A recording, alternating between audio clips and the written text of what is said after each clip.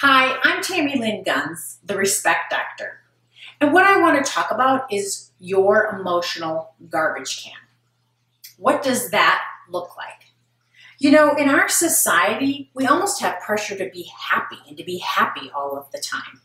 You can even watch TV and there's commercials. You can take this pill if you want to feel better. So we sort of have societal pressure to be happy and not to be able to feel sad. But the truth of the matter is, sad things do happen.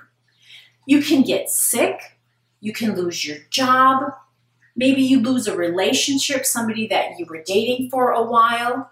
So there are sad things that happen to us. But in our society, we sort of feel like we can't feel those sad feelings. So instead what we do is we shove them down. We don't want to feel them, so we try pushing them down. But they try to pop up. It's kind of like if you've ever tried to push down on a ball in the water, it always tries to pop up. So what's happening is you're trying to push down those sad feelings because you don't want to feel them, but the ball is trying to come back up, meaning those sad feelings are trying to come back up. So if you don't deal with them, what we try to do is we try to go to instant gratification and we try to go to feeling good.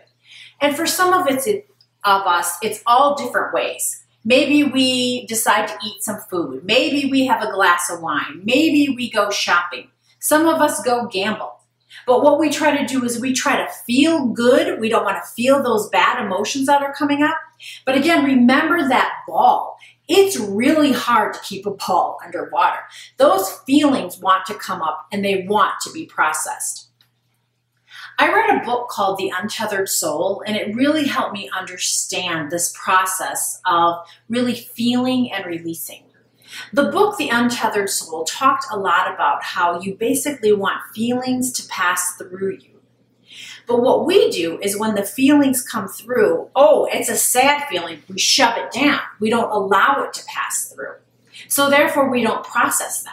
But again, the more you shove into your emotional garbage can, the more that garbage can is overflowing. And it starts to actually rot. It starts to make us rotten inside and we feel bad, even though we don't want to feel bad, because what we're trying to do is push those feelings down. So what I suggest to you is that you actually process your sad feelings. There's a biblical term, people will say, oh, this too shall pass. And when you think about that, you want those things to just pass through. It's actually okay to be sad.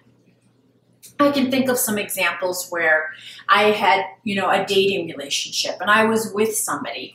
And for a while, let's say we broke up, I might say, that guy was just a jerk anyway. And I wouldn't want to necessarily cry or feel bad about it. But now I've learned that, you know what, I did like that person at one time, and I did see good qualities in that person. So there is also a loss of the friendship. Even if you're no longer romantically involved, you're losing that friendship and you're losing that companion. So what I've learned to do is say it is okay to feel sad. It is okay to process because I know what I'm doing is I'm letting these feelings come in. I'm actually crying. And the good thing about that is there's scientific evidence that says that our tears actually release stress hormones. So as I'm processing these emotions, then it passes through me.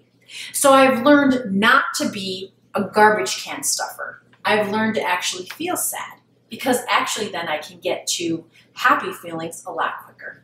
Remember always that you are worthy, you are lovable, and you deserve goodness in your life.